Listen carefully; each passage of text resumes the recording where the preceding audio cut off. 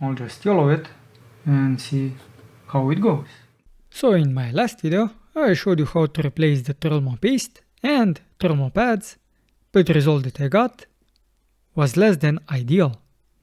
But after tweaking it a little bit, I got to what I wanted, at least for now. As you can see, my budget PC is quite good. But what was the issue?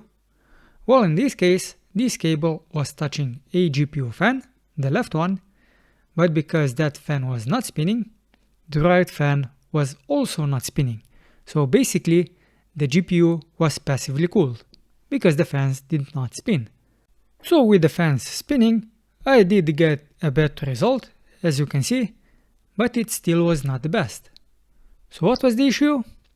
Well, me changing the thermal pads and the thermal paste was the issue. Maybe not so much the thermal paste, but definitely the thermal pads.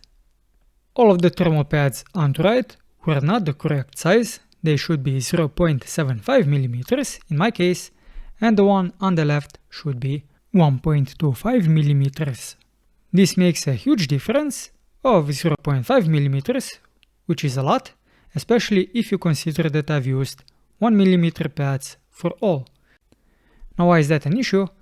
Well, when I put the heatsink on and tightened it, I've tightened it a bit too much on the left side because now it was 1 millimeter high instead of 1.25, and because of that, the right side got lifted up.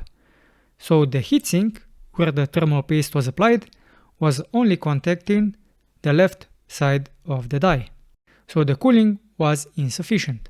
Now because I don't have the correct thickness of the thermal pads, what I decided to do was to split them in half, the ones on the right side, and that somehow worked, even though it's not the best solution. So until I get some correct thickness thermal pads, this is what I'll use. But even with what I have done, this has helped tremendously, as you can see from the test results. And now with these changes, my budget desktop gaming PC is almost as good as a gaming laptop. And I bet I'll be able to get even better results once I add some more fans to the system. Speaking of the system, what is it?